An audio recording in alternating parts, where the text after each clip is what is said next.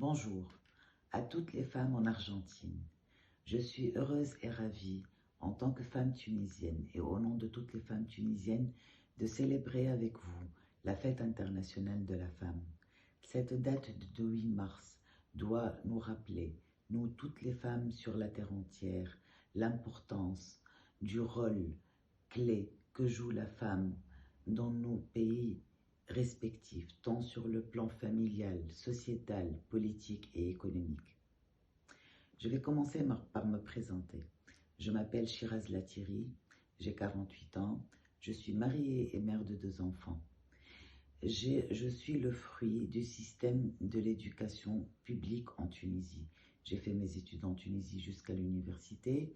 J'ai obtenu un doctorat en informatique entre l'université de la Manouba et l'université de Grenoble en France. Et j'ai également obtenu 2 habilitations à diriger les recherches, une de l'université de la Manouba et une deuxième de l'université de Nancy en France. Ma carrière, elle est fondamentalement académique en tant qu'enseignante-chercheur où j'ai consacré beaucoup de temps jusqu'à aujourd'hui à mes recherches scientifiques, à l'encadrement des étudiants, à la mise à niveau de la pédagogie. Ce parcours professionnel et académique m'a mis face à divers challenges, des défis qui sont liés à la nature des missions que j'ai menées et également des défis en tant que femme premier responsable.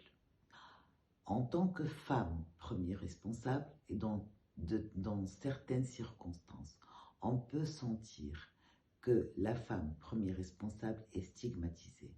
Elle peut être victime, et j'ai été victime, par des propos, soit des propos misogynes, des propos sexistes, ou carrément des propos qui sont contre-productifs, des critiques non constructives. Dans tous les domaines, la femme tunisienne a montré qu'elle a pris toute sa place, elle a même arraché sa place. Elle a réussi à ériger le drapeau tunisien très haut à l'international. Nous avons des success stories dans tous les domaines. La femme tunisienne a prouvé par sa persévérance et par sa compétence qu'elle peut occuper des postes de très haut niveau, qu'elle peut être le témoin de réussite dans divers domaines, culturels, sportifs, économiques, politiques et j'en passe. Aujourd'hui, par exemple, sur la scène culturelle, nous vivons une jeune réalisatrice tunisienne, Kauter Benhenia, nous amène jusqu'aux Oscars puisque son film est shortlisté. C'est une fierté pour la Tunisie. Aujourd'hui, le combat vers l'égalité homme-femme en Tunisie continue. Il continue dans le cadre de débats en bonne intelligence. Des débats pour ancrer une nouvelle culture, une culture de partage entre hommes et femmes, une culture pour ancrer le sens de l'égalité homme-femme, apprendre à cette nouvelle génération que les hommes et les femmes doivent être côte à côte, soudés pour faire face à des crises, telle une crise sanitaire comme la crise Covid-19, une crise économique, des crises sociales et politiques, des crises qui touchent la famille, le noyau de la société.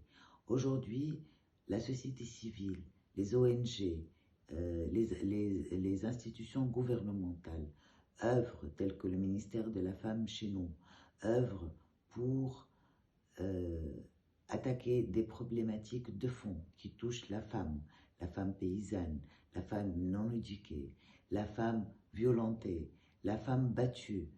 Toutes ces problématiques sont urgentes et représentent des débats au quotidien dans nos sociétés.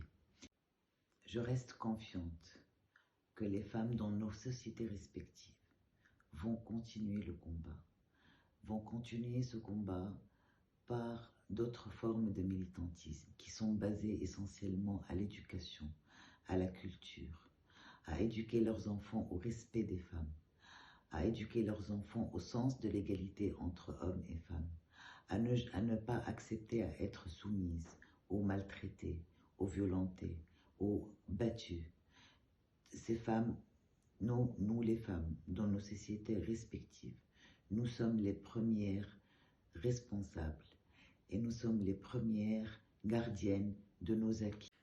Dans cette journée de fête, célébrons nos droits acquis, soyons fiers du parcours que nous avons fait et surtout, battons-nous encore et encore en bonne intelligence pour une égalité parfaite homme-femme.